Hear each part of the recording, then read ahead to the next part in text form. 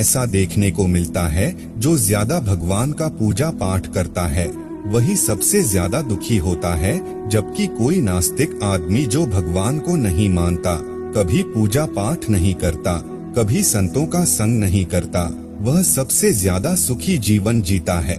यह सब चीजें देखकर कभी कभी तो ऐसा लगता है कि भगवान ही गलत है, भगवान का न्याय ही गलत है। यह कोई कहानी नहीं है, ऐसा हर किसी के साथ होता है। दोस्तों, आज के इस वीडियो में हम आप लोगों को इसके पीछे के कारण के बारे में बताने वाले हैं। भगवान श्री कृष्ण ने स्वयं इसका उत्तर दिया है। आखिरी ज्यादा पूजा पाठ करने वाले लोग दुखी और परेशान क्यों रहते हैं? इसका उत्तर भगवान श्री कृष्ण ने श्रीमद्भागवत गीता के माध्यम से बड़ी स्पष्टता के साथ बताया है। तो चलिए फिर शुरुआत करते हैं। नमस्कार दोस्तों, अगर आप भी भगवान श्री कृष्ण के भक्त हैं तो कमेंट में जय श्री कृष्णा जरूर लिखें।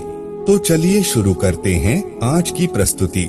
दोस्तों, बात द्वापर युग की है, जब भगवान श्री कृष्ण और अर्जुन के बीच संवाद हो रहा था। तब अर्जुन ने भगवान श्री कृष्ण से पूछा कि हे माधव, जो लोग ज्यादा पूजा पाठ करते हैं वह ज्यादातर दुखी और परेशान रहते हैं, इसके पीछे क्या कारण है?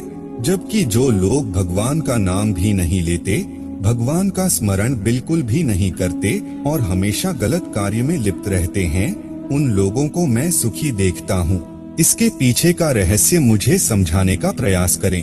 तब भगवान श्री कृष्ण ने एक छोटी सी कहानी के माध्यम से अर्जुन को इसका उत्तर दिया।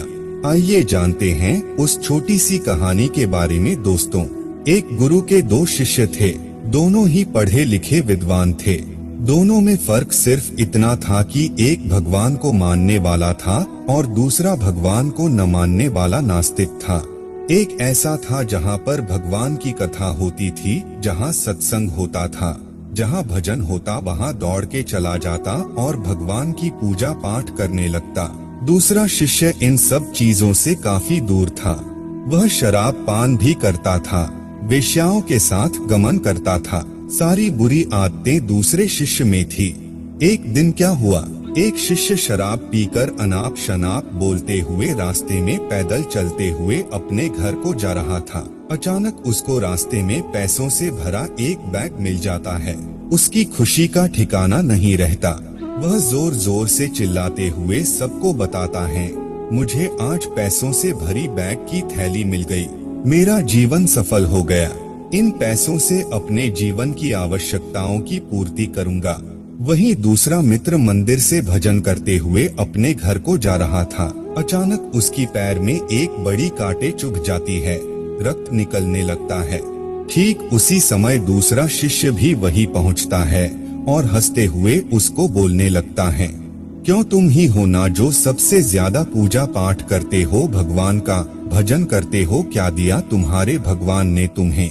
मुझे देखो, मैं कभी मंदिर नहीं गया और ना ही मैंने कोई भी काम अच्छा किया। मेरे घर में भगवान का मंदिर भी नहीं है।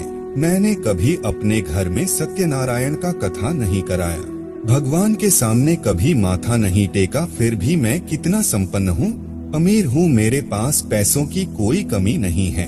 सबसे ज्यादा सुखी जीवन मैं ही जी रहा हूँ। अच्छे शिष्य को उसकी बात चुभने लगी। उसने मन ही मन विचार किया, हाँ यह तो सच बोल रहा है, मैं कितना पूजा करता हूँ और वह कुछ नहीं करता, फिर भी कितना सुखी है। इतना सोचते हुए वह अपने गुरु के पास चला जाता है और यही प्रश्न गुरु से करता है। गुरुजी मुस्कुराते हुए बोले, भगवान जो करते हैं अच्छे के लिए ही करते हैं। जिसकी जैसी योग्यता होती है उसको उसी के अनुसार फल देते हैं। अब तुम्हारे प्रश्नों का उत्तर तुम जानते हो। भगवान ने तुम्हारे पैर में ही क्यों चुभाई कांटे और उसको पैसों से भरी हुई बैग क्यों मिली? सुनो, तुमने पिछले जन्म में बहुत पाप किया था, इसलिए तुम्हारी आज मौत होने वाली थी। तुम बच गए क्योंकि तुम मंदिर गए थे, तुमने भगवान की पूजा की थी। यही एक कारण है कि तुम्हारी मौत न होकर सिर्फ एक ही कांट चुभा। अब तुम्हारे मित्र की बात करते हैं। पूर्व जन्म में वह एक संत महापुरुष था, इसलिए उसकी आज किस्मत बदलने वाली थी। करोड़ों की संपत्ति का मालिक बनने वाला था, मगर इस जन्म में उसने कोई भी अच्छा काम नहीं किया। इसलिए पूर्वजन्म के फल के अनुसार उसको थोड़े पैसे ही मिले, जबकि वो अरबों की संपत्ति का मालिक बनने वाला था। भगवान को दोष देना छोड़ दो, अपने वर्तमान के समय का सदुपयोग करो, भविष्य अपने आप सुधर जाएगा। इस प्रकार उसकी आंखें खुल गई और वह फिर से अपने पूजा पाठ में लग गया। तो दोस्तों, आज के लिए बस इतना ही। उम्मीद